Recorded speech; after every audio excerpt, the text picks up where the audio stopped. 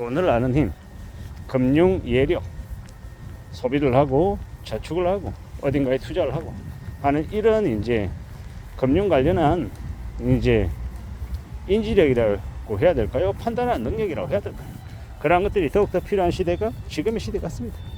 지금의 시대에 우리는 언제 어느 때 손실을 입을 수도 있고 경제적인 쇼크를 겪을 수도 있습니다.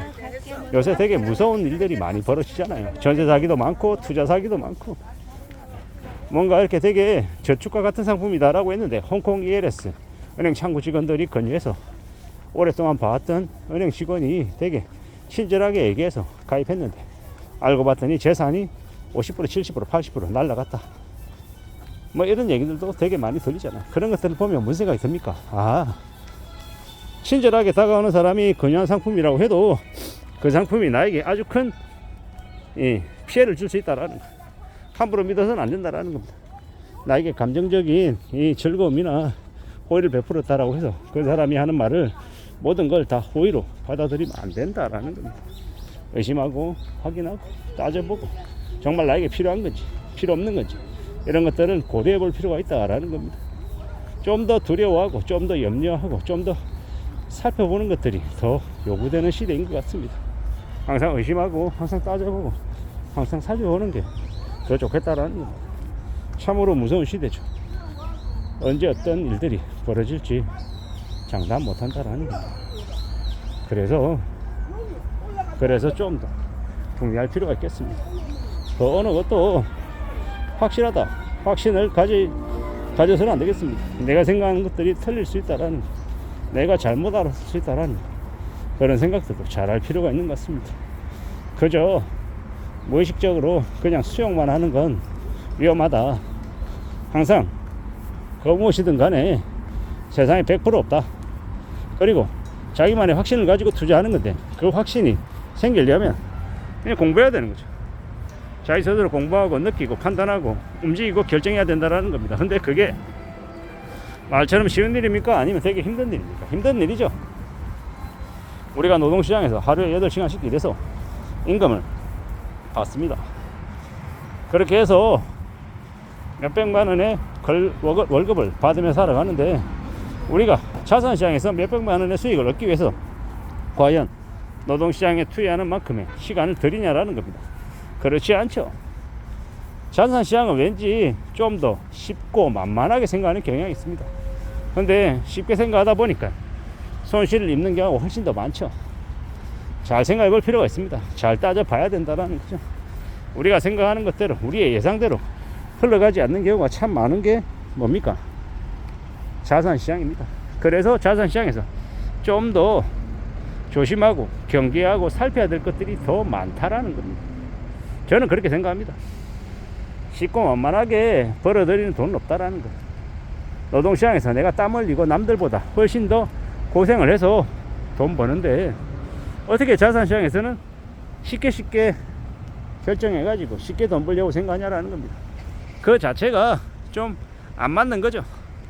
말이 안 되는 겁니다. 마음가짐부터가 잘못했다라고 저는 생각하는 거죠.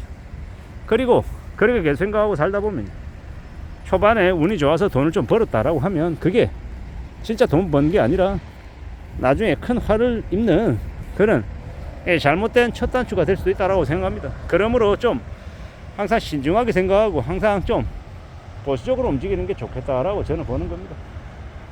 그렇게 지내는 게 낫지 않을까라고 생각하는 거죠. 살아가는 지금의 시대, 우리가 경험하고 우리가 겪고 있는 여러 가지 것들이 있잖아요.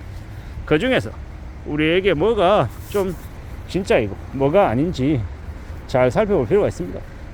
예를 들어서 이런 거죠. 주식이다라고 하면 어느 회사의 주식이 오를 수 있냐 아니냐를 판단하는데 뭐가 기준점이 돼야 됩니까? 실적이 제일 기준점이 돼야 되는 거죠. 실적이 꾸준한 매출과 꾸준한 이익 그리고 이제 지속적인 배당을 계속 줬는지 안 줬는지 지나온 이제 그 회사의 모습들을 보다 보면 가능성을 예측할 수 있는 거죠. 그렇게 생각하며 움직여야 된다고 생각합니다. 앞으로 우리가 살아가는 시대 점점 더 현금이 더 중요해지는 시대에 살고 있습니다.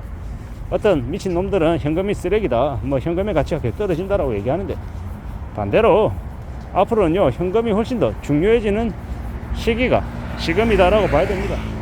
현금 유동성이 말라가고 2025년 하반기부터 대출자들에게 원금 일부 상환 요구 들어오고, 또 기업들이 돈이 없어서 자기의 알짜 계열차들을 팔아내고 있는데 도대체 현금이 쓰레기다라는 얘기는 무슨 개소리냐라는 겁니다. 앞으로 우리가 살아가며 경험하는 많은 것들을 떠올려 볼 필요가 있습니다. 살아가는 게 녹록지 않고 힘겹고 어렵다라는 건 부인할 수 없는 사실이죠. 그리고 그 쉽지 않다라는 상황을 우리는 냉정하게 좀 잘 좀 내다봐야 합니다. 좀 두고 봐야 한다라는 거죠.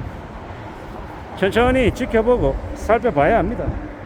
지금의 시대, 지금을 살아가고 있는 우리가 느끼는 많은 것들이 참으로 예사롭지 않죠.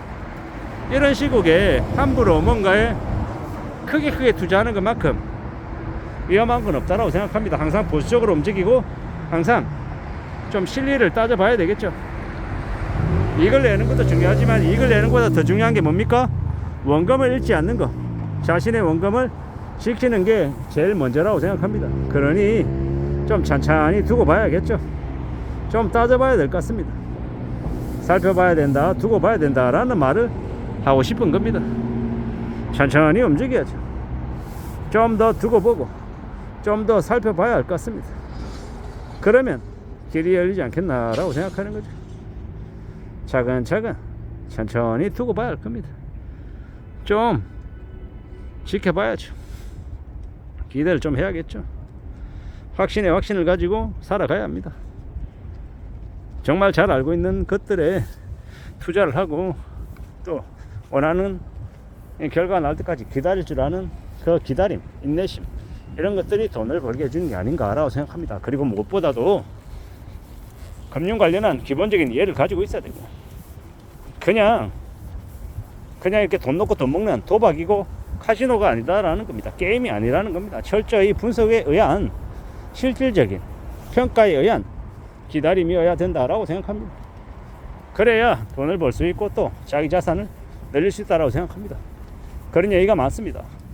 지금은 현금성 자산을 늘려놓아야 될 때라고 말입니다. 사실상 IMF가 다시 왔다라고 얘기하죠. 그만큼 기업이든 개인이든 현금을 마련하기 위해서 알짜 자산들을 팔아내야 됩니다. 헐값으로. 그러면 어떻게 됩니까? 현금을 가지고 있는 사람들이 조용히 기다렸다가 아주 싸게 걷어들인다라는 겁니다. 그게 불편하지만 현실입니다. 그래서 더욱더 금융 이해력이 필요한 것 같습니다. 이상입니다.